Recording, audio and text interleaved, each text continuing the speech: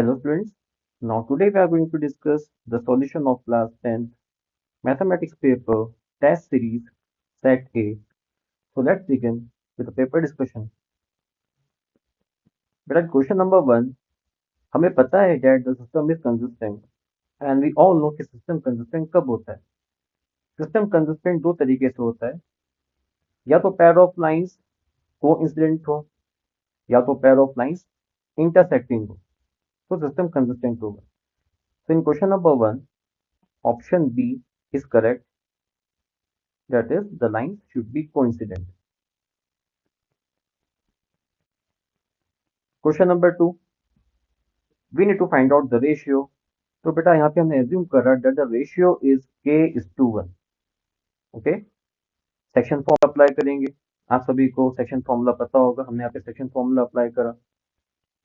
We all know that in this ratio this k is the value of m and 1 is the value of n. Okay, a coordinate होंगे हमारे x1 y1 and b coordinate होंगे हमारे x2 y2. Will put all this values in this x coordinate में हमने value put करेंगे तो हमें मिलेगा 7k minus 2 upon k plus 1 and this will be equal to the x coordinate of the point P. Okay, equate करेंगे तो हमें k का वैल्यू मिलेगा 1/2 and hence the required ratio will be 1:2. So option A will be correct, that is 1:2. Question number 3 दो triangle हैं जो कि similar है, triangle ABC, triangle DF are similar.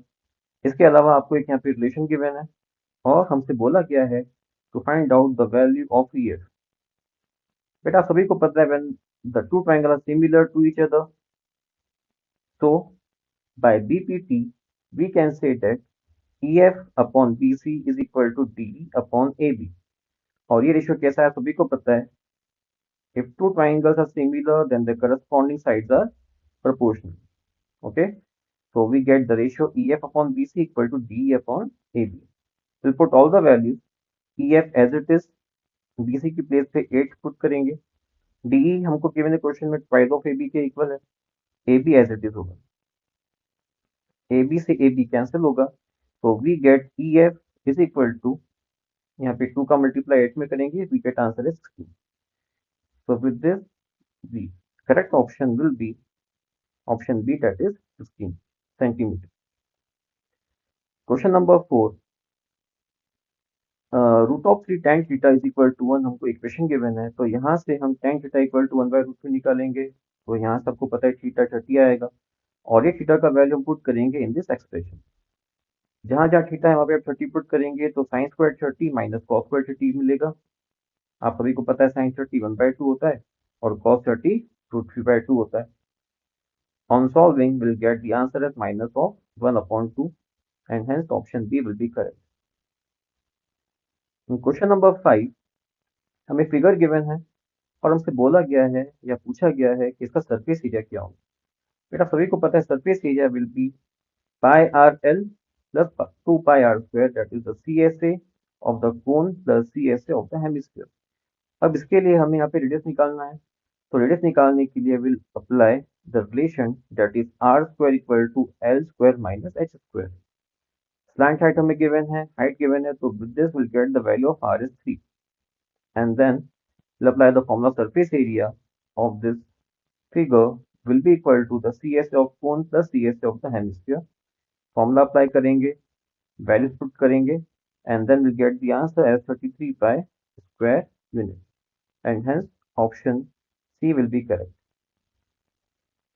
In question number 6 we need to find out the value of P और यहाँ पे हमें summation Fi given है, समेशन Fixi गिवन है और मीन गिवन है. बेटा आप सभी को पता है डेट इन तीनों के बीच में फॉर्मूला लगाएंगे, फॉर्मूला होगा mean equal to summation of Fi into xi upon summation of Fi. Value put करेंगे, सारी वैल्यू को पता है, will put all the values, solve करेंगे, will get the answer as p equal to 110 and hence option A will be correct. Now question number 7 बेटा यहाँ पे आपको गिवन है that the perimeter of a semicircular projector is 36 centimeter. तो first of all यहाँ पे हम एक सेमी सर्कुलर प्रोजेक्टर ड्रॉ कर लेते हैं. तो this is a semi circular projector. Now इसका अगर हमें फॉर्मूला लिखना है for the perimeter, the formula of perimeter will be 2r, that is this length will be 2r, और प्लस करेंगे हम half of the circumference of circle, that is pi r. So this will be the formula or total formula of the perimeter of a semicircular protector, and this will be equal to 36. Okay, यहाँ से हम r common लेंगे and then we'll put all the values. We'll get radius equal to 7 centimeter, and if radius is 7, so diameter will be 14 centimeter. Option A will be correct. Question number 8. The maximum number of students among whom 1001 pens and 910 pencils can be distributed in such a way that each student gets the same number of pens and same number of pencils is. बेटा आपसे बोला गया है यहाँ पे the maximum number of students. So you all know कि in this case we need to find out the HCF of 1001 and 910. So the HCF of 1001 and 910 is 91, and I think आप सभी को HCF निकालना बहुत अच्छे से आता है. So with this, in this question, option C will be correct. Question number 9 में हमसे पूछा गया है कि what is discriminant? We'll apply the formula of discriminant. D equal to b square minus 4ac. Quadratic equation से हम a निकाल सकते हैं, that is equal to 1, b is equal to minus 4, and c will be equal to 1. We put all these values in the formula and we'll get the discriminant as 12. Option C will be correct. Question number 10. But in this question, आपको polynomial given है f of x equal to x square minus 5x plus k. So with the help of this polynomial, हम यहाँ से सबसे पहले निकालेंगे alpha plus beta का value. Alpha plus beta निकलेगा हमारे पास 5, और इसी पॉलिनोमियल की हेल्प से हम निकालेंगे alpha into beta, that is product of 0, और अल्फा इंटू बीटा का वैल्यू निकलेगा हमारे पास के. इक्वेशन नंबर 1 आया, इक्वेशन नंबर 2 आ चुका है हमारे पास. इक्वेशन नंबर 3 आपको क्वेश्चन में ही गिवन है, that is alpha minus beta equal to 1. Okay, now we'll solve this equation number 1 and equation number 3 by any one method, that is you can solve the linear equation by substitution method or elimination method. So on solving this equation number 1 and 3, we'll get the value of alpha as 3 and beta as 2. Okay, now k is equal to alpha into beta. Equation number 2 से हमें पता है कि k का value जो है वो alpha into beta के इक्वल है. अल्फा बीटा का वैल्यू पुट करेंगे तो यहाँ से हमें k का वैल्यू मिलेगा, that is equal to 6.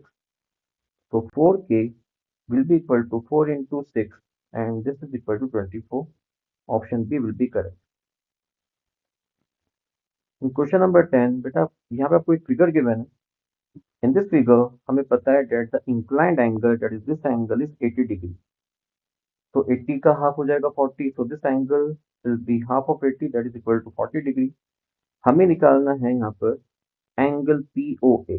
Angle POA मतलब this angle POA. We need to find out this angle. Okay, तो बेटा आप सभी को पता है कि जो 80 डिग्री है वो हाफ हाफ में डिवाइड होगा, तो 40 डिग्री ऊपर बनेगा, 40 डिग्री नीचे के ट्रायंगल में बनेगा, यहाँ पे बनेगा 40 डिग्री. एंड इसके बाद we all know that the radius and tangent are always perpendicular to each other, so this angle should be 90 degree. And then we'll apply ASP in this triangle POA to get the required angle POA. Okay, so this is the full process.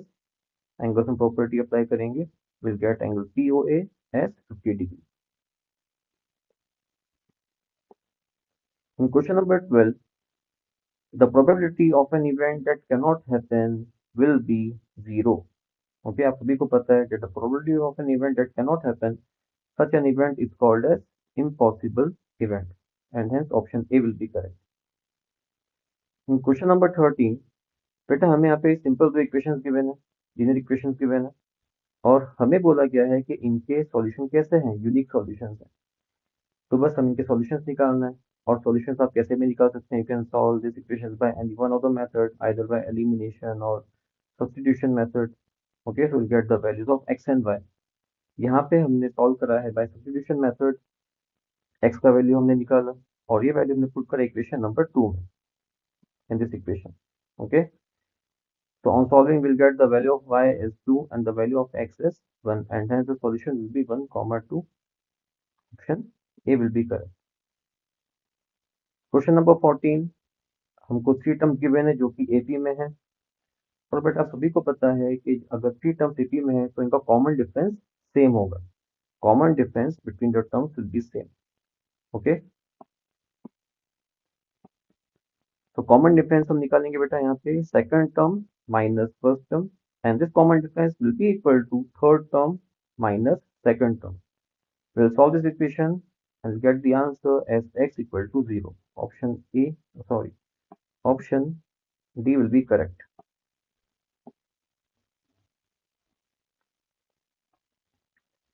Question number 15. The maximum volume of a cone that can be carved out of a solid hemisphere of radius r is. बेटा we have a hemisphere और इसमें से हमें एक कोन को cut करके बाहर निकालना है. तो बेटा अगर हमें कोन को कट के बाहर निकालना है तो what should be the radius of the, or we can say what should be the maximum radius of the cone? So the maximum radius of the cone should be the radius of the hemisphere only, that is r, and the height of the cone is also equals to the radius of the hemisphere, that is r. तो देखा जाए तो यहाँ पे जो कोन का radius है और जो कोन का जो हाइट है वो किसके इक्वल आया? रेडियस के इक्वल आया. ओके, तो यहाँ पे हमने लिखा है radius of the hemisphere will be equal to the radius of the cone and radius of the hemisphere will be equal to the height of the cone only. So h will be equal to r. Height radius के equal होगा. Volume of cone, हमें maximum volume of cone निकालना है. So the maximum volume of cone will be equal to 1/3 pi r square h. यहाँ पे r की place पे आप r ही पुट करेंगे और h की प्लेस पे भी आप r पुट कर देंगे. ओके, दोनों की प्लेस पे हम क्या पुट करेंगे? r पुट करेंगे. So we'll get the answer as 1/3 pi r cube and hence option B will be correct. In question number 16, isosceles right angle triangle बेटा आपको given है. So suppose this triangle is isosceles right angle triangle. यहाँ पे angle form होगा 90 degree and these two sides will be equal to each other. So let the sides be x. ये भी x है और ये भी x है. इसके अलावा हमें hypotenuse given है. The hypotenuse is 5 root of 2 centimeter. Okay, simple आपको Pythagoras theorem apply करना है. On applying Pythagoras theorem, we'll get the value of x as 5 centimeter. And so this is the answer, 5 centimeter each. Option C will be correct. Now question number 17. बेटा question number 17 में आपको given है that there are some lottery tickets. अब इन lottery tickets में there are 10 prizes and 25 blank. Okay, so total number of tickets will be 10 plus 25, that is equal to 35. In 35 tickets में 10 tickets में prize है and 25 tickets में blank है. हमें निकालना है the probability of not getting a prize, that is the probability of getting a blank ticket. तो कितने blank ticket है हमारे पास? 25 blank ticket है and total tickets are 35. So answer should be 25/35. Solve करेंगे तो we'll get 5/7 as the answer. So the option 5/7, the option with 5/7 is the correct option. Question number 18.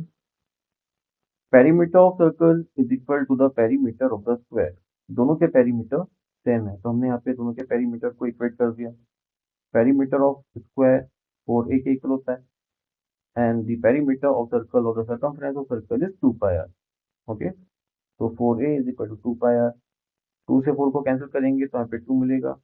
a upon r का ratio लेके आएंगे बेटा तो a upon r equal to pi by 2 मिलेगा. इसको हम इक्वेशन नंबर 1 देंगे. हमें निकालना है the ratio of their area, that is the area of circle to the area of square. क्या होगा वो हमें निकालना है. तो the area of circle is pi r square and the area of square is a square. Formula apply करेंगे. इसके बाद पाई को हमने अलग रखा और बेटा हम r square upon a square, जो टर्म है ना r square upon a square, इसको हम r by a whole square लिख सकते हैं. तो हमने यहाँ पे r upon a whole square लिखा. इक्वेशन नंबर 1 की हेल्प से हमने आर अपॉन ए को इक्वेट करा 2 अपॉन पाई से. ओके, तो r अपॉन ए की प्लेस पे 2 अपॉन पाई आया, 2 अपॉन पाई का होल स्क्वायर। ओपन करेंगे स्क्वायर को तो 2 का स्क्वायर 4, पाई का स्क्वायर पाई स्क्वायर, एक पाई से एक पाई कैंसिल, 4 अपॉन पाई मिलेगा। और फिर हम पाई का वैल्यू पुट करेंगे 22/7, 7 जाएगा ऊपर, 4 के साथ मल्टीप्लाई होगा, so get 28 upon 22, कैंसिल करेंगे so get the ratio as 14 upon 11, and hence option B will be correct, 14:11. Question number 19 addition reasoning का क्वेश्चन है। addition आपको गिवन है, if a line divide any two side of a triangle in the same ratio then the line is parallel to the third side। तो बेटा यहाँ पे addition बिल्कुल correct है। रीजन अगर हम देखते हैं तो line segment joining the midpoint of any two side of a triangle is parallel to the third side। ये रीजन भी बिल्कुल सही है, बट assertion का explanation नहीं है। तो answer will B both assertion and reason are true, but the reason is not the correct explanation of the assertion। Option B will be correct।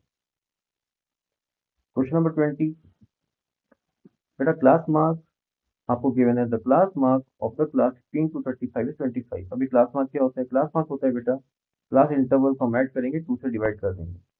तो अगर हम 15 + 35 करेंगे और डिवाइड बाय 2 करेंगे तो क्या हमें 25 मिलेगा? बिल्कुल मिलेगा। तो that means assertion is correct. Reason की अगर हम बात करते हैं तो रीजन यहाँ पे लिखा है the class mark is the difference of the upper class limit and the lower class limit. तो बेटा यहाँ पे इसका डेफिनेशन रॉन्ग गिवन है। तो क्लियरली assertion तो सही है but reason wrong. Okay, so assertion is true and reason is false। Option C will be correct। Okay, so now let's begin with section B। Section B, question number 21। Sin A is equal to 3 upon 4 हमें given है। बेटा sin A equal to 3/4, इसका यह मतलब है कि हमें perpendicular और हाइपोटेन्यूज का वैल्यू गिवन है, बिकॉज sin थीटा का वैल्यू होता है perpendicular upon hypotenuse. So perpendicular will be 3k and hypotenuse will be 4k। Okay, so with the help of Pythagoras theorem हम ए बी निकाल सकते हैं। ओके, सो पाइथागोरस अप्लाई करेंगे and will get the value of a b as square root of 7k। Okay, इसके बाद हमें निकालना है cos a का value. So cos a will be equal to base upon hypotenuse, that is AB upon AC। Value put करेंगे हमें answer मिलेगा √7/4। tan A निकालना है, तो tan थीटा का वैल्यू होता है perpendicular upon base. Value put करेंगे will get the answer as 3 upon √7। Question number 22। A bag contain 3 red balls and 5 black balls. Okay, एक बैग है जिसके अंदर 3 रेड बॉल्स हैं और 5 ब्लैक बॉल्स हैं। So total number of balls हमारे पास कितने हो गए? Total number of balls will be equal to 8। Now first case में हमें निकालना है the probability of getting the red ball. तो रेड बॉल कितने हैं हमारे पास? Red balls are 3 and total balls are 8। Answer will be 3 upon 8। Second case में हमें निकालना है नॉट रेड बॉल। इसका मतलब हमें कौन सा बॉल चाहिए? हमें चाहिए ब्लैक बॉल। तो आंसर विल बी 5 अपॉन 8। इसी का और पार्ट है, a bag contain 36 balls of which some are red and some are yellow। तो बेटा एक बैग है जिसके अंदर 36 बॉल्स हैं जिसमें से कुछ रेड बॉल्स हैं और कुछ येलो बॉल्स हैं। तो रेड बॉल्स को हमने x एज्यूम करा, तो अल्टीमेटली येलो बॉल्स कितने हो गए हमारे पास? 36 minus x। So the probability of getting the red ball will be equal to x upon 36, that is the number of red balls upon total balls। Same हम निकालेंगे the probability of getting the yellow ball, और वो हमें मिलेगा 36 minus x upon 36। Okay, now as per the given condition, ये condition आपको question में given है that the probability of getting the yellow ball is twice of the probability of getting the red ball. Values हमें पता है, will put the value, all the value in the equation. Okay, यहाँ से 36 cancel होगा। On solving the equation we'll get x equal to 12 and hence x हमने assume करा था as the number of red balls, and so the number of red balls will be 12। Question number 23। In this figure DE is parallel to BC। Okay, So you all know that in this triangle ABC, if D is parallel to BC, so we can apply BPT. Okay, so BPT की help से बेटा हमें equation मिला AD upon DB is equal to AE upon EC. Will put all the values, सारी value हमको क्वेश्चन में given है. AD हमें फाइंड आउट करना है, DB 7.2 गिवन है, AE 1.8 गिवन है और EC 5.4 हमें गिवन है. सॉल्व करेंगे, कैलकुलेशंस करना है. On solving will get the answer as 2.4 centimeter. Okay, so the AD, the length of AD is 2.4 centimeter. Now, question number 24. The question is, find the point on the x-axis which is equidistant from 2, minus 5 and minus 2, 9. तो बेटा इस question में सबसे पहले हमने assumption लिया, let A be the point that is equidistant from the given point on the x-axis. तो जो A point है ना बेटा, this A point, this lie on the x-axis. A point x-axis के ऊपर lie कर रहा है, तो A का जनरल फॉर्म क्या होना चाहिए? So A coordinate will be x, 0. Okay, this A coordinate will be x, 0. Now this A coordinate is equidistant from 2 point, that is 2, minus 5 and minus 2, 9. Okay, अब 2, minus 5 को बेटा हमने यहाँ पर पॉइंट B से रिप्रेजेंट करा है and minus 2, 9 को हमने पॉइंट C से रिप्रेजेंट करा है. ओके, और हमें इतना पता है कि this point A is equidistant from the 2 point B and C. So here we can say that कि जो AB का डिस्टेंस होगा और जो AC का डिस्टेंस होगा, दोनों डिस्टेंस क्या होंगे? आपस में इक्वल होंगे. ओके, तो सबसे पहले हमने A और B के बीच का डिस्टेंस निकाला और वो डिस्टेंस आया हमारे पास D1 के फॉर्म में. This is equation D1. Okay, इसके बाद हमने डिस्टेंस निकाला A और C के बीच में. ओके, डिस्टेंस फॉर्मूला अप्लाई करेंगे, ए और सी के बीच का डिस्टेंस निकालेंगे. इसका मतलब हमें ए कोऑर्डिनेट और सी कोऑर्डिनेट का यूज करना है, डिस्टेंस फॉर्मूला अप्लाई करना है और हमें ए सी का डिस्टेंस निकालना है और वो हमारे पास है बेटा D2 के फॉर्म में. This is D2. Okay, and we all know that this two distance D1 and D2 will be equal. Okay, because this a coordinate is equidistant from point B and point C. Okay, so these two distance will be equal to each other. D1 और D2 को हम equate करेंगे, as it is हम यहाँ पे value put करेंगे, squaring both the side करेंगे तो यहाँ से स्क्वायर रूट रिमूव हो जाएगा. ओके, एंड देन हम इसको जनरल सॉल्व करेंगे, will get the value of x as -7 and so the answer will be -7, 0. Okay, because हमारा जो जनरल फॉर्म था ए कोऑर्डिनेट का वो था x, 0 and so the answer will be -7, 0. इसी का और पार्ट है बेटा हमारे पास. द और part says if C is a point, so let this point be C. Okay, on the line segment joining A coordinate and B coordinate. अभी आपको A coordinate 3, 4 given है और B coordinate 2, 1 गिवन है. Okay, और हमें इतना पता है that AC is twice of BC. बेटा जो AC है वो BC का डबल है. इसका मतलब कि मैं बोल सकता हूँ कि इसका जो रेशियो होना चाहिए, क्या रेशियो 2:1 होना चाहिए. ओके, तो in this case we know the ratio that is 2:1. Okay, इसके अलावा बेटा हमें A कोऑर्डिनेट पता है और हमें B का कोऑर्डिनेट पता है और हमें निकालना है C का कोऑर्डिनेट. तो सिंपली हमें यहाँ पे अप्लाई करना है सेक्शन फॉर्मूला. ओके, तो सेक्शन फॉर्मूला अप्लाई करेंगे, will get the C coordinate. Section formula will be mx1 plus mx2 upon m plus n. With this we'll get the x coordinate, and to find out the y coordinate the formula will be my1 plus my2 upon m plus n. Okay, value put करेंगे, will get the values of x and y as 1 upon 3 and 2. So the required C coordinate will be 1 upon 3, 2. Question number 25. Two cubes, each of volume 64 centimeter cube are joined end to end.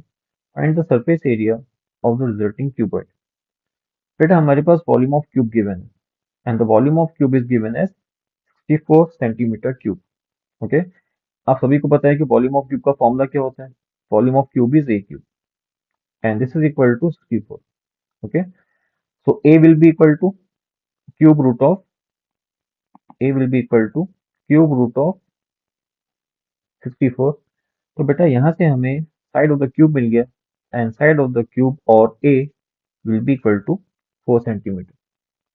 Okay, now there were two cubes और दो cube को join करके बेटा हमने क्या बनाया था? एक क्यूबॉइड बनाया.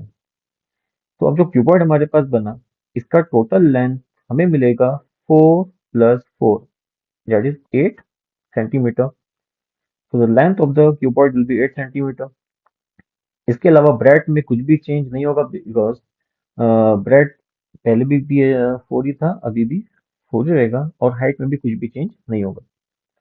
Okay, so the length will be 8, bread will be 4 centimetre and height will be 4 centimetre. हमें निकालना है इस क्यूबॉइड का सरफेस एरिया. सरफेस एरिया का फॉर्मूला अप्लाई करेंगे. We'll put all the value in the formula to get the required surface area as 160 centimeter square. Question number 26. How many multiples of 4 lie between 10 and 250? 10 and 250 के बीच में ऐसे कितने numbers होते हैं जो कि 4 के मल्टीपल होते हैं? So the multiple of 4 will be 12, 16, 20 and so on. And the last multiple will be 248. ठीक है बेटा? तो this sequence is in AP और अगर ये AP में है तो यहाँ से हमें फर्स्ट में पता चला A equal to 12, common difference will be 4 and last term is 248. This is the last term. 248 is the last term. Okay, हमें निकालना है कि यहाँ पे कितने टर्म्स हैं. कितने टर्म्स हैं मतलब हमें यहाँ पे n निकालना है और अगर n निकालना है बेटा हमें तो यहाँ पे फॉर्मूला अप्लाई करना पड़ेगा a n का. a n equal to a plus n minus 1d. Now a n is 248. a का वैल्यू हमारे पास क्वेश्चन में 12 गिवन है. ओके, कॉमन डिफरेंस हमें 4 गिवन है. तो इसकी हेल्प से इस इक्वेशन की हेल्प से हम यहाँ से n निकालेंगे और n हमको मिलेगा 60. So there are 60 multiples of 4 which lie between 10 and 250. Question number 26 का और part. 7 times the 7th term is equal to 11 times the 11th term. ये आपको क्वेश्चन में गिवन है. हमें शो करना है that the 18th term is 0. Okay बेटा. Now this is the given condition, that is 7 times the 7th term equal to 11 times the 11th term. तो बेटा इसको हम यूज करेंगे. आप सभी को पता है कि 7th टर्म का फॉर्मूला होगा a plus n minus 1 into D और a11 का फॉर्मूला भी सेम होगा. an का फॉर्मूला ही अप्लाई करना है हमें, a plus n minus 1 into d. Okay, तो सॉल्व दिस इक्वेशन और यहाँ से हमें एक इक्वेशन मिलेगा at last, a plus 17d is equal to 0. So let this be equation number 1. Okay, इसके बाद हमको प्रूव करना था date the 18th term is 0. तो बेटा जो भी टर्म आपको क्वेश्चन में दिया है हमको इस केस में 18th टर्म प्रूव करना है. तो हम क्या करेंगे, यहाँ से 18th टर्म का वैल्यू निकालेंगे. 18th टर्म मतलब a18 is equal to a plus n minus 1d और ये हमें मिला a प्लस 17d. ओके, और हमको पता है that from equation number 1 a plus 17d का वैल्यू कितना है? 0. So that means a18 will be 0 and hence जो हमें शो करना था, जो हमें प्रूव करना था वो हमने प्रूव कर दिया at last. Okay, now question number 27. In this question, आपको given है that the kite is flying. This kite is flying at a height of 60 meter above the ground. Okay. The angle of inclination of the string with the ground is given as 60 degree. हमको निकालना है यहाँ पे length of the spring. Length of the spring हमें निकालना है. तो देखा जाए तो बेटा यहाँ पे आपको कौन सी दो साइड का जरूरत है. सबसे पहले हमको यहाँ पर देखा जाए तो यहाँ पे हमको परपेंडिकुलर पता है और हमें हाइपोटेनियस फाइंड आउट करना है. ओके, और हमें यहाँ पे एंगल गिवन है. तो डेट मीन्स हमें यहाँ पे परपेंडिकुलर अपॉन हाइपोटेनियस यूज करना पड़ेगा. डेट मीन्स हमें यहाँ पे यूज करना पड़ेगा साइन थीटा. ओके, और साइन 60. तो sin 60 will be perpendicular upon hypotenuse. Perpendicular upon hypotenuse से क्यों यूज करा? बिकॉज परपेंडिकुलर हमें गिवन था एंड हाइपोटेन्यूस हमें फाइंड आउट करना है. ओके, तो sin theta is equal to perpendicular upon hypotenuse. We'll put all the values. Okay, length of the spring हमें L given है. We put all the values and on solving we'll get the value of L as 40 root 3 meter. Question number 28.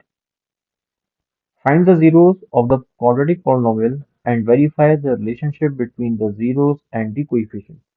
बेटा यहाँ पे आपको यहाँ पे सबसे पहले एक क्वाड्रेटिक पॉलिनोमियल गिवन है, इसके हमें जीरोस निकालना है, तो इसके जीरोस हम निकालेंगे with help of split the middle term. तो यहाँ पे हमने मिडिल टर्म को स्प्लिट करा, दैट इज -4 को हमने स्प्लिट करा -2s में. ओके, फिर आप सभी को पता है कि हम यहाँ पे ग्रुपिंग करते हैं, उसके बाद हम कॉमन निकालते हैं. So this is the process. Okay, so we get the factors as 2s-1 bracket 2s-1. दोनों फैक्टर्स हमारे पास सेम है. फैक्टर्स अगर सेम है तो जीरोस भी सेम ही होंगे. So zeros will be 1/2 and 1/2. Okay, so we got the zeros. There are two zeros which are same, 1/2 and 1/2. तो यहाँ पे हमने फर्स्ट पार्ट तो सॉल्व कर लिया, that find the zeros of the polynomial. So zeros are 1/2 and 1/2. इसके बाद हमें वेरीफाई करना है relationship between the zeros and the coefficient. तो वेरिफिकेशन हम करेंगे यहाँ पर. Sum of zeros is alpha plus beta. Alpha हमने 1/2 एज्यूम करा, बीटा भी 1/2 है. सम करेंगे, दोनों का सम इनका 1 आया, और इसको हम वेरीफाई करेंगे with the formula that is minus of b upon a से. Okay, minus of b upon a हम पॉलिनोमियल में लिखेंगे. So minus of b is -4 and a is 4. Solve करेंगे, विल गेट 1. देखो बेटा, दोनों वैल्यू हमारे पास सेम आने चाहिए. ओके, इस टाइप के क्वेश्चंस में आपका 100% वेरिफिकेशन होना ही चाहिए. अगर वेरिफिकेशन नहीं हो रहा है तो आप खुद समझ जाना कि आपने कहीं ना कहीं गलती करी है. ओके, तो सम ऑफ जीरो हमने वेरीफाई कर दिया. अब सेम तरीके से आपको वेरीफाई करना है product of zero, alpha into beta. Alpha into beta के लिए हम 1/2 इंटू 1/2 कर देंगे, दोनों का कर देंगे मल्टीप्लीकेशन, तो वी गेट 1/4. अब इसको हमें वेरीफाई करना है. तो प्रोडक्ट ऑफ जीरो का फॉर्मूला होता है बेटा c upon a. Okay, c is 1, constant term is 1, and a is the coefficient of x square that is 4. तो 1/4 आया. ये दोनों वैल्यू भी हमारी वेरीफाई हो गई. And hence we can say that the relationship between the zeros and coefficient is verified. Question number 29. Trigonometric identity हमको given है बेटा, हमें प्रूव करना है square root of 1 plus sin a upon 1 minus sin a equal to sec a plus tan a. तो we'll take the LHS. We'll take the LHS. सबसे पहले हमने यहाँ पे ये स्टेप में करा रैशनलाइज. 1 माइनस साइन ए था तो हमने 1 प्लस साइन ए का मल्टीप्लाई कर 1 प्लस साइन ए का डिवाइड कर दिया. दैट मीन्स हमने यहाँ पे रैशनलाइज करा. Now we'll get in the next step square root of 1 plus sin a to the whole square, और अपॉन में आप सभी को पता है बेटा यहाँ पे है a minus B.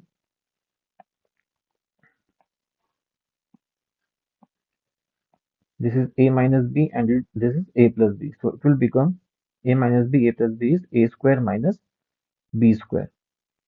Okay, a square means 1 का स्क्वायर तो 1 ही रहेगा, माइनस b स्क्वायर में साइन a का स्क्वायर मतलब sine square. Okay, so on solving we'll get square root of 1 plus sin a whole square as it is, and here 1 minus sin square theta. You all know that 1 minus sin square theta is cos square theta. Okay, तो दोनों के ऊपर square लगा है. Okay, तो हम square क्या करेंगे, स्क्वायर को हम होल स्क्वायर में कन्वर्ट करेंगे, और इस तरीके से हम इसको लिख सकते हैं नेक्स्ट स्टेप में date 1 plus sine a upon में कॉस ए का होल स्क्वायर. ओके, बिकॉज दोनों के ऊपर स्क्वायर लगा है. आप देखेंगे यहाँ पे तो साइन 1 प्लस साइन ए का ब्रैकेट के ऊपर स्क्वायर लगा है और कॉस के ऊपर भी एक स्क्वायर लगा है. ओके, हमने लिखा इसको होल स्क्वायर में, स्क्वायर से रूट क्या होगा यहाँ पर कैंसिल. तो will get 1 plus sine a upon cos a. इसके बाद हम कॉस ए को डिस्ट्रीब्यूट करेंगे in the numerator. So we get 1 upon cos a plus sine a upon cos a. 1 upon cos a is sec a, sin A upon cos A is tan A. Okay, and with this, the RHS, we have got the RHS and we have proved the required relation.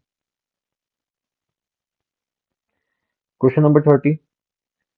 Find the roots of the quadratic equation by applying the quadratic formula.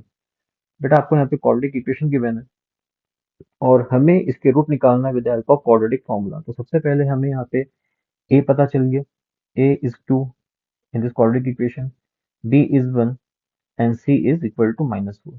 Okay, तो सबसे पहले आपको यहाँ पे abc की value पता कर लेना है. इसके बाद हमें निकालना है डिस्क्रिमिनेंट. आप formula is d equal to b square minus 4ac.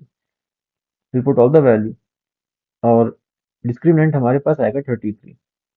Okay, so discriminant is equal to 33 and this 33 is greater than 0. इसका मतलब रूट कैसे होंगे? Root will be real and distinct. Okay, root होंगे रियल एंड डिस्टिंक्ट. हमें root निकालना है with the help of quadratic formula. So this is the quadratic formula x equal to minus b plus minus square root of d upon 2a. Will put all the value, will get this equation -1 plus minus root of 33 upon 4. इसके बाद आप सभी को पता है बेटा कि यहाँ पे जो साइन है ये यहाँ पे प्लस और माइनस का साइन लगा हुआ है. इसका मतलब हमें एक बार प्लस लेके चलना पड़ेगा और एक बार हमें माइनस लेके चलना पड़ेगा. प्लस लेके चलेंगे तो हमारे पास आंसर आएगा x equal to -1 plus square root of 33 upon 4 and minus consider करेंगे तो हमारे पास आंसर आएगा x equal to -1 minus root 33 upon 4. और part of question number 30, we need to find out the roots by factorisation method.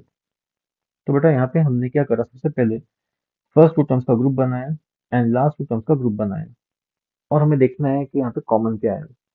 तो पहले की दो टर्म में से बी स्क्वायर एक्स कॉमन आया, ब्रैकेट में बचेगा a square x plus 1.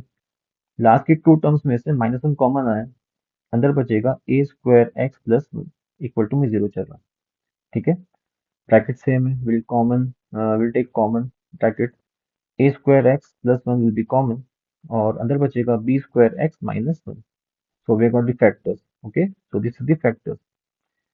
Factors निकालने के बाद में हम दोनों फैक्टर को एज यूजुअल 0 से कंपेयर करेंगे और 0 से कंपेयर करने के बाद हमें यहाँ पे मिलेंगे x की values. So the values of x will be -1 upon a square, जो कि हमें यहाँ से मिलेगा विद दिस फैक्टर, और second value of x will be 1 upon b square, जो कि हमें कहाँ से मिलेगा, दूसरे फैक्टर से हमें मिलेगा on solving the equation. Okay, so the zeros are or the roots are x equal to -1 upon a square and x equal to 1 upon b square.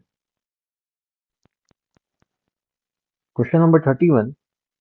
The question is, the wheels of a car are of diameter 80 centimeter each. How many complete revolutions does each wheel make in 10 minutes when the car is traveling at the speed of 66 km per hour? तो बेटा सबसे पहले यहाँ पे आपको given है diameter of the wheel. तो diameter of the wheel is equal to 80 centimetre. Diameter अगर 80 है तो radius will be 40 centimeter, that is half of diameter. Now, one complete revolution of the wheel will be equal to the circumference of the wheel. ये question का meaning क्या होता है बेटा, आप सभी को समझ में आता होगा डेट अगर एक बार कोई भी व्हील घूमेगा तो वो अपना खुद का सर्कमफ्रेंस कवर करेगा. Okay, that what this statement says. One complete revolution of the wheel will be equal to the circumference of the wheel. Now, the formula of circumference is 2 pi r. 2 pi into r is 40. So we'll get 80 pi centimeter. इसको हमने convert करा metre में. Okay, so we get the circumference of the wheel as 0.8 pi metre. इसके अलावा बेटा हमें speed of the car given and that is equal to 66 kilometre per hour. अब यहाँ पे हमने क्या करा बेटा, यहाँ पे हमने चेंज करा इसको मीटर पर मिनट में, ये डायमेंशन में हमने चेंज करा. ओके, अब कैसे चेंज करा, 66 तो हमने लिखा एज इट इज. इसके बाद किलोमीटर को हमें चेंज करना मीटर में, तो हमने यहाँ पे मल्टीप्लाई कर दिया 1000 का. आवर्स को चेंज करना है मिनट्स में, तो हमने मल्टीप्लाई कर दिया 60 का। Okay, so this is the conversion to convert kilometre per hour into metre per minute. Solve करेंगे, कैंसिल करेंगे, 0 से 0 कैंसिल होगा, 6 से 66 को हम कैंसिल करेंगे, तो we get speed of the car as 1100 metre per minute. So this is the speed of the car. Okay, now the speed of the car हमको मिला है 1100 मीटर पर मिनट। इसका ये मतलब है कि in 1 minute the car is travelling 1100 metre.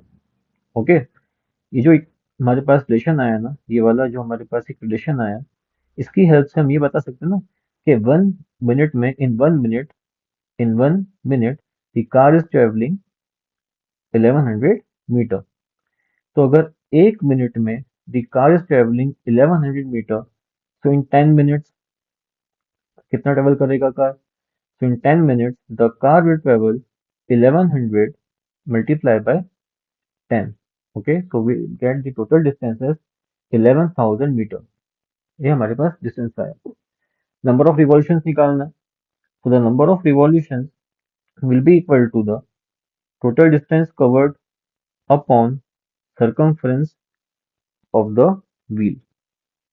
Okay, solve करेंगे, we'll get the number of revolution as 4375. So 4375 is the final answer. Now question number 32। बेटा क्वेश्चन नंबर 32 में आपको फिगर गिवन है, और इस फिगर में हमें सबसे पहले CD का लेंथ 6 सेंटीमीटर गिवन है, PD का लेंथ 8 सेंटीमीटर गिवन है। इसके अलावा हमें radius of the circle given है एस 4 सेंटीमीटर। इसकी हेल्प से हमें निकालना है ट्राइंगल में जो AB साइड है, AB साइड का लेंथ हमें निकालना है, और ट्राइंगल के AC साइड का लेंथ हमें फाइंड आउट करना है। तो हमें निकालना है sides AB and AC। Okay, इसके लिए हमें कुछ कंस्ट्रक्शंस करने पड़ेंगे। अब वो कंस्ट्रक्शंस क्या होंगे मैं आपको समझाता हूँ। सबसे पहले बेटा हम यहाँ पे लेंगे पॉइंट ऑफ कांटेक्ट सर्कल और ट्राइंगल का। So let is point of contact be F, and let is point of contact be E. Okay, फिर हम क्या करेंगे, सेंटर को ज्वाइन करेंगे एफ से। So we all know that this become the radius, and the radius and tangent are always perpendicular, so this angle should be 90 degree. Same हम करेंगे, O E को ज्वाइन करेंगे, this angle should be 90 degree. इसके अलावा हम ओ को ए से join करेंगे, ओ को सी से ज्वाइन करेंगे, और ओ को हम बी से ज्वाइन करेंगे। Okay, so this is the required construction. इसके अलावा this angle should also be equal to 90 degree. Now इसके बाद हम क्या करेंगे बेटा, सबसे पहले हम यहाँ पे क्या करेंगे, ए एफ को हमने सपोज करा एज एक्स, तो अगर ए एफ एक्स है तो ए भी क्या होगा, एक्स होगा, by the property of tangent. C D हमको 6 गिवन है, तो सी एफ भी कितना मिलेगा, हमें 6 सेंटीमीटर मिलेगा। बी डी हमें 8 गिवन है, तो बीई भी हमारे पास कितना होगा, 8 सेंटीमीटर हो जाएगा। ओके, और इसी का एक्सप्लेनेशन आपको आगे मिलेगा in this figure. Okay, now so A B, now AB will be equal to AE plus EB equal to x plus 8. BC will be equal to BD plus DC equal to 14, and CA will be equal to CF plus FA equal to 6 plus x. Okay, we बेटा हमें क्या पता चला, ऐसे हमें यहाँ पे triangle की तीनों साइड पता चल गई। अभी हमें ट्राइंगल की तीनों साइड पता है, तो हम यहाँ पे इसका सेमी पेरीमीटर निकाल सकते हैं। ओके, फॉर्मूला अप्लाई करेंगे हम सेमी पेरीमीटर का। आप सभी ने क्लास 9 में हेरॉन्स फॉर्मूला पढ़ा होगा। तो यहाँ पे हमने फॉर्मूला अप्लाई करा सेमी पेरीमीटर का, जो कि होता है semi perimeter is equal to sum of all the sides upon में 2। ओके, सो दिस 2s का 2 को मल्टीप्लाई करेंगे हम s के साथ, so 2s is equal to sum of all the sides of the triangle, that is AB plus BC plus AC। We put all the values. Okay, तो यहाँ से हमें s मिलेगा, that is the semi perimeter is equal to 14 plus x। Okay, now इसके बाद बेटा हम use करेंगे यहाँ पे एज of triangle, that is Heron's formula. Now area of triangle equal to square root of s minus a, s minus b, s minus c. We put all the values, और यहाँ पे हमें इक्वेशन नंबर 1 मिलेगा। ये process पूरा same ही है। Okay, Gauss formula हमने अप्लाई करा, विल गेट इक्वेशन नंबर 1। इसके बाद अगेन हम निकालेंगे बेटा यहाँ पे area of triangle ABC. Okay, अब एरिया ऑफ ट्राइंगल एबीसी हम कैसे निकालेंगे? ये जो पूरा ट्राइंगल एबीसी है, इन दिस ट्राइंगल एबीसी बेटा, ये दो ट्राइंगल के एरियाज क्या होंगे? आपस में सेम होंगे। ये दो ट्राइंगल के एरियाज क्या होंगे? आपस में सेम होंगे। और ये दो ट्राइंगल के एरियाज क्या होंगे? आपस में सेम होंगे। तो हम क्या बोल सकते हैं? The area of triangle ABC will be equal to twice of the area of AOF plus COD, that is this triangle, plus DOB. Okay, जो ये पूरा ट्राइंगल है, इस ट्राइंगल को हम ऐसा बोल सकते हैं कि area of the triangle ABC will be equal to twice of the area of this three triangle. Okay, because देखा जाए तो इसमें सिक्स ट्राइंगल्स हैं, और सिक्स ट्राइंगल्स हैं, और मैंने आपको भी बताया कि दोनों ट्राइंगल्स के एरियाज यहाँ पे सेम होंगे, इन दो ट्राइंगल्स के एरियाज भी सेम होंगे, और इन दो ट्राइंगल्स के एरियाज भी सेम होंगे। ओके, नाउ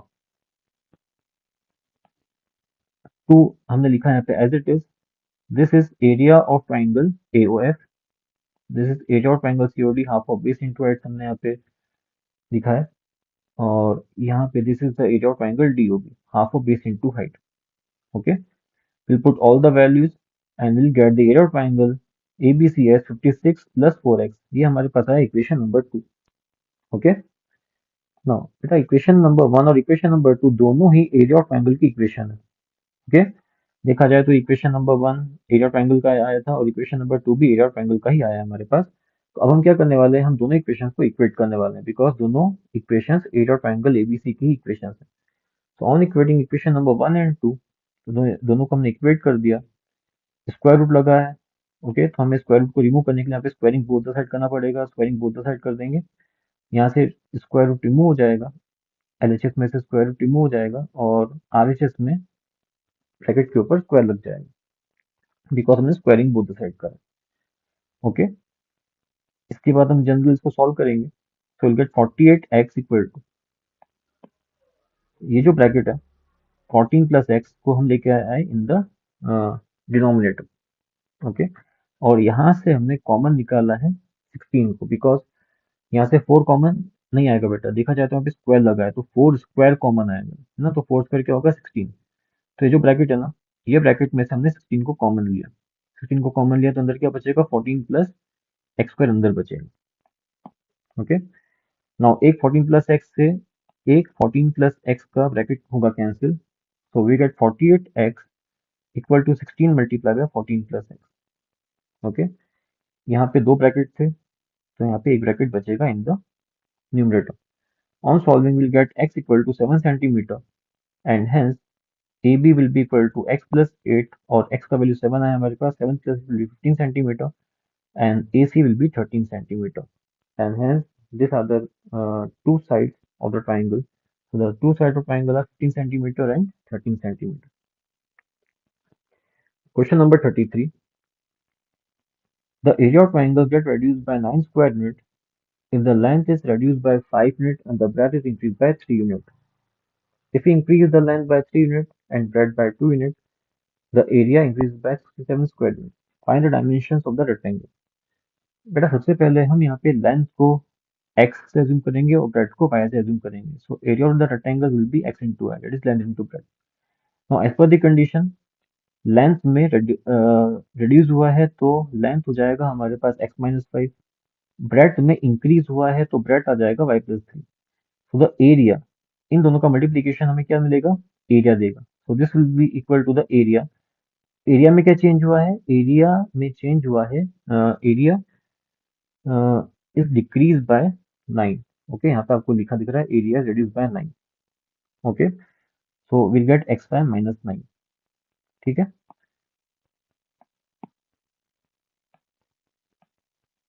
ओके, तो ये इक्वेशन हमारे पास है। इक्वेशन को हम सॉल्व करेंगे। इक्वेशन को सॉल्व करने पे बेटा हमें यहाँ पे मिलेगा x y plus three x minus five y minus 15, और इक्वल टू में सेम ही है, that is x y minus 9। यहाँ से एक्स वाई कैंसिल होगा, हमें इक्वेशन नंबर 1 मिलेगा। ओके, तो स्टेटमेंट 1 से हमने इक्वेशन नंबर 1 फॉर्म करा, स्टेटमेंट 2 से सेम तरीके से हम इक्वेशन नंबर 2 फॉर्म करेंगे, और फिर हम दोनों इक्वेशन को सॉल्व करेंगे with any one of the method, either by elimination और substitution will get the values of x and y. तो बेटा यहाँ से हमारा x निकलेगा 17 और y निकलेगा 9 and therefore the length will be 17 units and the breadth will be 9 units. Now question number 33 और part. बेटा इस क्वेश्चन में कुछ कंडीशंस हमें गिवन है. सबसे पहला कंडीशन क्या गिवन है मैं आपको एक्सप्लेन करता हूँ. यहाँ पे suppose we have a full ticket. Okay, full ticket. अभी फुल टिकट पे दो चार्ज लगते हैं. एक लगता है कॉस्ट ऑफ द फेयर, इसको हमने एक्स से एज्यूम करा है, और एक चार्ज लगता है रिजर्वेशन चार्ज, जिसको हमने वाई से एज्यूम करा है. Okay, so that means one full ticket will cost x plus y rupees. Okay, जिसमें से x तो हो गया हमारे पास कॉस्ट ऑफ द फेयर और y हमारे पास है reservation charges. So the cost of one full fare ticket will be equal to x plus y. Okay, as per the condition number 1, x plus y will be equal to 216 because आपको question में यहाँ पे दिखेगा, question में mention है that one reserve first class ticket. इसका मतलब कि एक टिकट का जो कॉस्ट है वो कितना है, ₹216 है. इसका मतलब x plus y is equal to 216. Okay, so this will B equation number 1. इसके बाद जो सेकंड कंडीशन है, सेकंड कंडीशन में आपने एक फुल टिकट लिया, तो फुल टिकट का आपने जो चार्ज पे करा वो पे करा x प्लस वाई. ओके, इसके अलावा आपने एक हाफ टिकट भी परचेज करा. ओके, अब यहाँ पे एक चेंज है. हाफ टिकट का जो कॉस्ट लगता है, कॉस्ट ऑफ द फेयर लगता है, will be equal to the half of x. Okay, half ticket का जो कॉस्ट लगेगा या कॉस्ट ऑफ फेयर लगेगा वो क्या होगा, एक्स का हाफ होगा. इसका मतलब x/2 होगा. ओके, ये आपको लिखा दिख रहा है फर्स्ट लाइन में. A railway half ticket cost half the full fare. Okay, तो अगर फुल टिकट का कॉस्ट अगर x है तो हाफ टिकट का कॉस्ट x/2 होगा.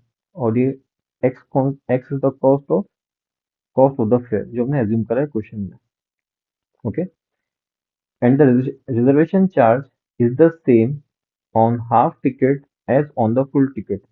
हाफ टिकट का जो रिजर्वेशन चार्ज होगा वो सेम होगा as that the full ticket. तो अगर फुल टिकट पे वाई रुपीस लगता था तो हाफ टिकट पे भी रिजर्वेशन चार्जेस वाई रुपीस लगेगा. Okay, so x/2 is the cost of the fare and y is the reservation charges for the half ticket. Okay, so in condition number 2 आपने बेटा यहाँ पे दो टिकट लिए. एक फुल टिकट लिया, तो फुल टिकट का आपने x प्लस वाई अमाउंट पे करा, और एक आपने लिया हाफ टिकट, तो हाफ टिकट का आप पे करेंगे x/2 प्लस वाई. ओके, इन दोनों का प्लस करेंगे, x/2 और y का प्लस कर देंगे, तो हाफ टिकट का जो कॉस्ट है वो रहेगा x/2 plus y and the total cost you pay is ₹327. तो ये इक्वल होगा 327. ओके, तो इस इक्वेशन को सॉल्व करेंगे, जनरल फॉर्म में लेके आएंगे. We get 3/2x plus 2y equal to 327. पूरी इक्वेशन को हमने 2 से मल्टीप्लाई करा, so we get 3x plus 4y equal to 654. So here we get equation number 2. Okay, अभी आपके पास दो इक्वेशन है, इक्वेशन नंबर 1 आ गया, इक्वेशन नंबर 2 आ गया. दोनों इक्वेशन को आप सॉल्व करेंगे by any of the method, will get the value of x and the value of y. Okay, and therefore the answer will be the basic fare of one ticket is ₹210 and the reservation charges is ₹6. Now question number 34.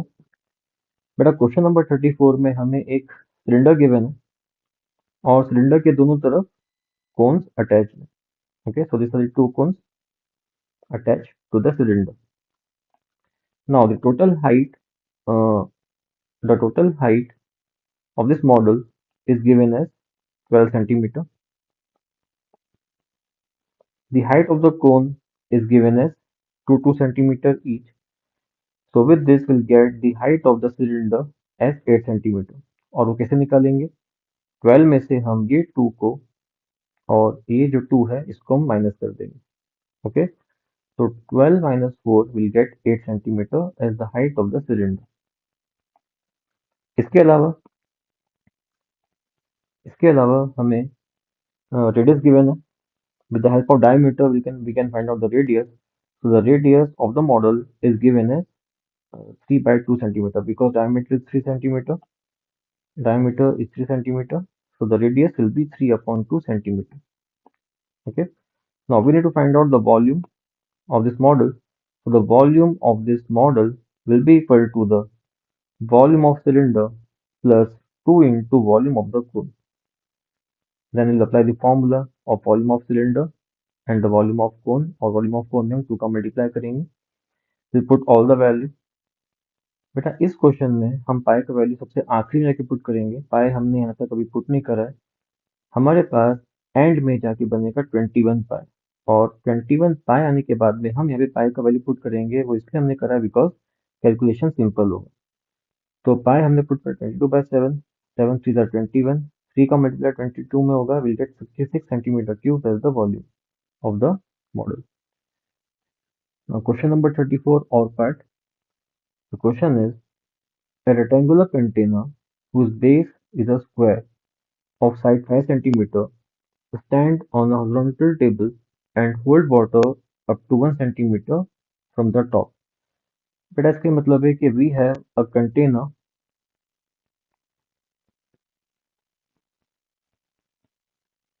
Suppose this is the container.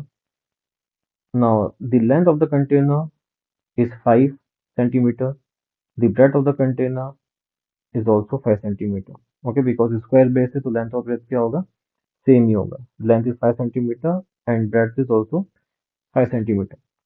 अब इसमें कुछ level तक suppose water filled up है, तो बेटा यहाँ तक अभी इसमें वाटर फिल्ड अप है, और आपको क्वेश्चन में गिवन है that it hold the water up to 1 centimetre from the top. इसका मतलब है कि ऊपर से ये 1 सेंटीमीटर खाली है. Okay, so this height is 1 centimetre. कितना खाली है ये, 1 सेंटीमीटर ऊपर से खाली है. Okay, now when a cube is placed in the water and is completely submerged, the water rises to the top and 2 centimeter cube of water overflow. तो बेटा इसके बाद क्या चेंजेस हुआ है, इसके अंदर आपने क्यूब को डाला. ओके, तो क्यूब डालने से क्या हुआ, सबसे पहले जो वाटर था, वाटर का लेवल इंक्रीज हुआ, तो वाटर का लेवल पूरा ऊपर तक आया. ओके, वाटर का लेवल पूरा ऊपर तक आया, और कुछ वाटर ओवरफ्लो भी हो गया. कितना वाटर ओवरफ्लो हुआ, तो 2 centimetre cube of water get overflow. Okay, तो क्यूब डालने से दो चेंजेस हुए.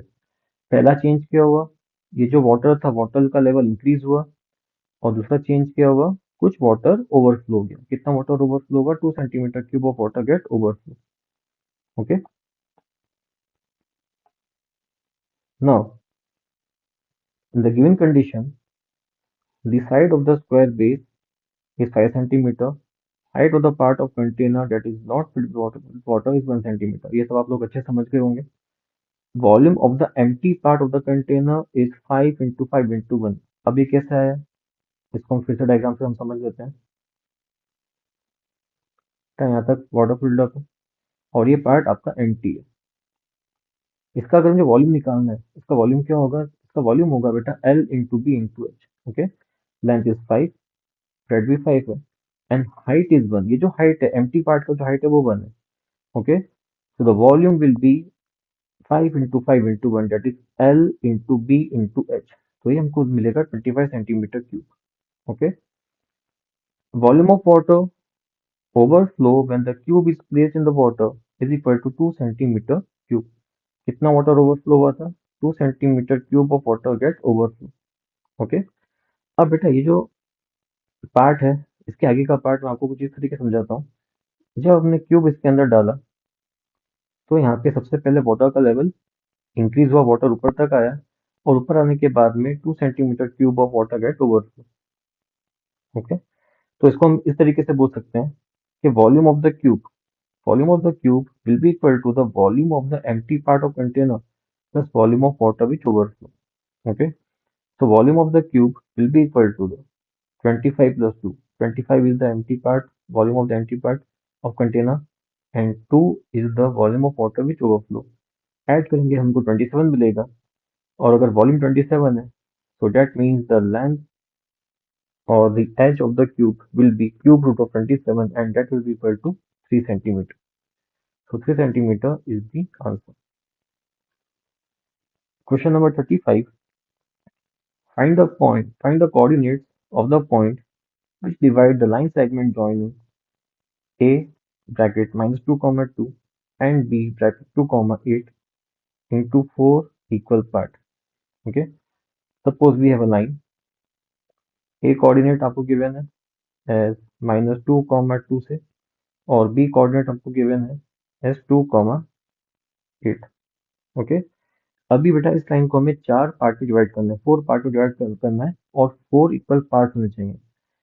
तो अगर मुझे इसको 4 इक्वल पार्ट में डिवाइड करना है तो इस लाइन के ऊपर हमें 3 पॉइंट लेने पड़ेंगे। सपोज ये फर्स्ट पॉइंट है, ये सेकंड पॉइंट है, थर्ड पॉइंट है। Okay, and this point be P, this point is P, this point is Q, and this point is R. And because all the 4 parts are equal, so the ratio will be same, 1:1:1:1:1। ठीक है बेटा, अभी हमें क्या करना है? अभी हमें निकालना है P के कोऑर्डिनेट, Q के कोऑर्डिनेट और R के कोऑर्डिनेट। तो सिंपली बेटा आपको इन तीनों केस में you can apply section formula. वो कैसे अप्लाई करेंगे? For P coordinate ratio will be 1:3। Okay, अगर मैं देखता हूँ बेटा तो P कोऑर्डिनेट ने इस लाइन सेगमेंट AB को किस रेशियो में डिवाइड करा? 1:3 में डिवाइड करा। So you have the ratio and also you have the A coordinate and P coordinate। बड़ा इसकी हेल्प से, रेशियो की हेल्प से एंड कोऑर्डिनेट की हेल्प से हम निकाल सकते हैं P का कोऑर्डिनेट। और कैसे निकालेंगे? With the help of section formula, जो कि यहाँ पे मेंशन है। ओके, इसके बाद हमें निकालना है Q कोऑर्डिनेट। थोड़ा Q कोऑर्डिनेट निकालने के लिए हम क्या करेंगे? Now this point Q divide AB in the ratio 2:2। अभी हमारा रेशियो 2:2 हो जाएगा। Okay, because this Q coordinate divide the line segment AB in the ratio 2:2। अगर मैं देखता हूँ तो A से लेके Q तक रेशियो 2 है और Q से लेके B तक रेशियो 2 है। Okay, so we have the ratio and also we have A coordinate and B coordinate. थोड़ा इसकी हेल्प से हम निकाल सकते हैं the coordinate of the point Q। और ये कैसे निकालेंगे? With the help of section formula. In the similar way, if I want to find out the R coordinate, तो बेटा R कोऑर्डिनेट के लिए जो रेशियो हमें मिलेगा वो रेशियो मिलेगा 3:1। Okay, so we have the ratio and we have the A coordinate and B coordinate, so we'll apply the section formula over here। section formula अपने अप्लाई करा, वैल्यू अपने पुट करेंगे, we'll get the R coordinate। Okay, तो तीनों case में बेटा हमें यहाँ पे सेक्शन फॉर्मूला ही अप्लाई करना है। बस यहाँ पे क्या होगा? यहाँ पे रेशियो चेंजेस होंगे। तो जैसे कि for P coordinate ratio will be 1:3, for Q coordinate the ratio will be 2:2, and for R coordinate the ratio will be 3:1। okay, so we'll apply the section formula to get all the three coordinates, that is P coordinate, Q coordinate and R coordinate. Now, section E, question number 36, case study 1. In a morning walk, Nirmaljeet, Puneet, and Raju step off together, their steps measuring to 40 centimeter, 90 centimeter, 120 centimeter respectively. In the first part, हमें क्या निकालना है बेटा? हमें निकालना है minimum distance of the shop from where they start to walk together so that one can cover the distance in complete steps। बेटा आपने यहाँ पे ध्यान दिया होगा कि हमको यहाँ पे निकालना है minimum distance of the shop. Okay, so to calculate the minimum distance of the shop, फिर to find out the LCM of all the three numbers. So the LCM of all the three numbers will be 720, and so this is the answer, 720 centimeter। Or but find the number of common steps covered by all of them to reach the Jew's shop। हमें निकालना है बेटा common steps, so therefore we have to find out the HCF of all the three given numbers, that is 240, 90 and 120। तीनों का HCF आएगा हमारे पास 30, and so this is the answer. Now second part, if A and B are two numbers, then find the relation between LCM and HCF। बेटा formula आप सभी को पता होगा, और फॉर्मूला हम बोलते हैं the relation between the LCM and HCF and the two numbers. So this is the required formula, and the formula is LCM of AB multiplied by HCF of AB, and this is equal to A multiplied by B, or we can also say it as the product of two numbers. Third part, a largest positive integer that divides the given two positive integer is called, the answer will be HCF, because वो कौन सा number होगा जो कि दोनों जो कि दो पॉजिटिव इंटीजर्स को डिवाइड करेगा, वो सेम नंबर होगा हमारा H C F. Okay, so the answer will be H C F.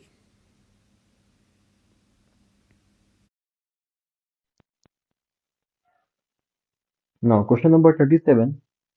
बेटा क्वेश्चन नंबर 37 में आपको एक फिगर गिवन है और फर्स्ट पार्ट में आपसे क्वेश्चन पूछा गया है, find the number of equilateral triangle in the given figure. Okay, so you all can count the number of equilateral triangle in the given figure. That is the first triangle, second, third, fourth, fifth, and sixth. So answer will be six equilateral triangle. Second part, if the areas of two equilateral triangles are equal, then they are always congruent or not. So answer will be yes. बेटा ऐसा क्यों होता है हम समझते हैं. Suppose we have two equilateral triangles. This is the first triangle and this is the second triangle. These two triangles are equilateral.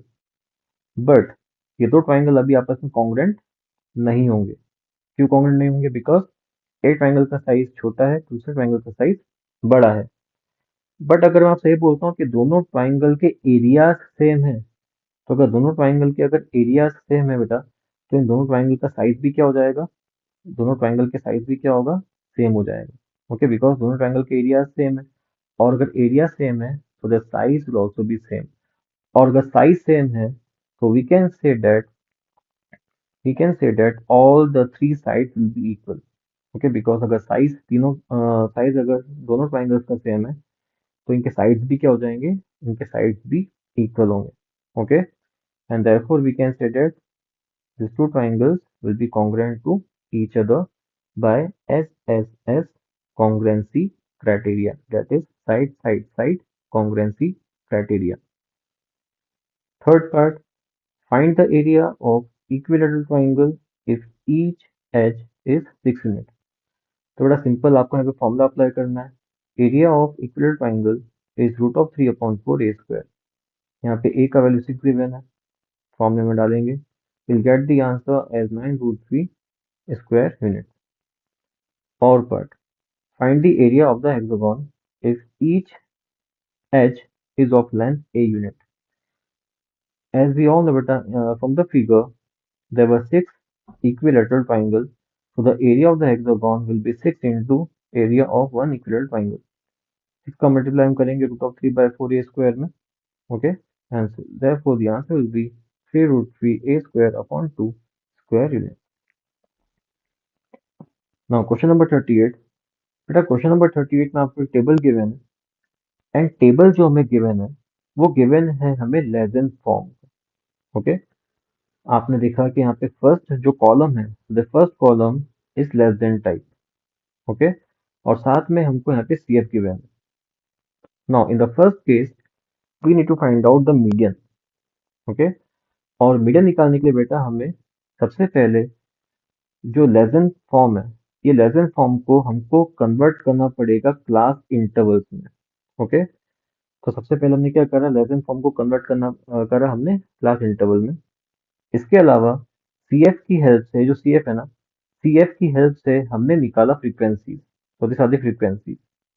Okay, and then the third column is of C F, जो हमको क्वेश्चन में वैसे तो given है, but आप इसको दोबारा निकाल भी सकते हैं. और सी एफ कैसे निकालते हैं आप सभी को पता है. फर्स्ट वैल्यू सेम आएगा हमारा, जीरो यहाँ पर जीरो सेम रहेगा. इसके बाद हमें ऐड करते जाना है. 0 + 3 will be 3, 3 + 2 will be 5, 5 + 4 will be 9. इस तरीके से हम ऐड करते जाएंगे, हमें सी एफ मिलता जाएगा. Okay, now the last value in the C F is 35. Okay, so we have got the value of n. So n is 35. क्या करेंगे हम? n को 2 से डिवाइड करेंगे, So n upon 2 will be 35 upon 2 and this will be equal to 17.5. अब हमें देखना है बेटा कि 17.5 से जस्ट बिगर वैल्यू CF में कौन सी है। तो 17.5 से जस्ट बिगर वैल्यू अगर मैं देखता हूँ तो दिस इज 28 जो 17.5 से जस्ट बिगर है। ठीक है, so this becomes your median class. ये कौन सा क्लास बन गया हमारा, ये बन गया हमारा मीडियन क्लास। इसको हम एक ब्लॉक में क्लोज कर देंगे। सो 46 to 48 is your median class. L is the lower limit of the median class. CF will be 14. बेटा CF आपको लेना है ये वाला, okay, this one. Frequency will be 14. Frequency is the frequency of the median class, and H will be 2. H is the width of the median class, the difference of the median class. Please apply the formula of median, that is L plus N upon 2 minus CF upon F multiplied by H. We'll put all the value in the formula and we'll get the median as 46.5. Okay, now the OR part. In this we need to find out the mean of the given data. बेटा mean निकालने के लिए सबसे पहले हमने यहाँ पे class intervals लिखा in the first column. So this are the class interval. इसके बाद हमने यहाँ पे निकाला एक्स आई और द क्लास मार्क। अब ये एक्स आई या क्लास मार्क क्या होता है, this is nothing but the mid value of the class interval. For example 38 to 40 का मिड वैल्यू 39, 40 to 42 का मिड वैल्यू 41। इसी तरीके से हमने सारे मिड वैल्यूज निकाले। Mid value of the class intervals हमने फाइंड आउट करी। Okay, and this is called as the class mark. Frequencies हमें पता है, फर्स्ट पार्ट मैंने फ्रीक्वेंसीज निकाला था, सेम तरीके से हम फ्रीक्वेंसीज निकालेंगे। Okay, so we have got X I, we have got the values of X I and the values of F I. अभी क्या करेंगे, इनका मल्टीप्लाई करेंगे, X I into F I निकालेंगे। 39 इंटू 3 करेंगे तो 117 आया, 41 इंटू 2 करेंगे 82 आएगा, 43 इंटू 4 करेंगे तो 172 आएगा।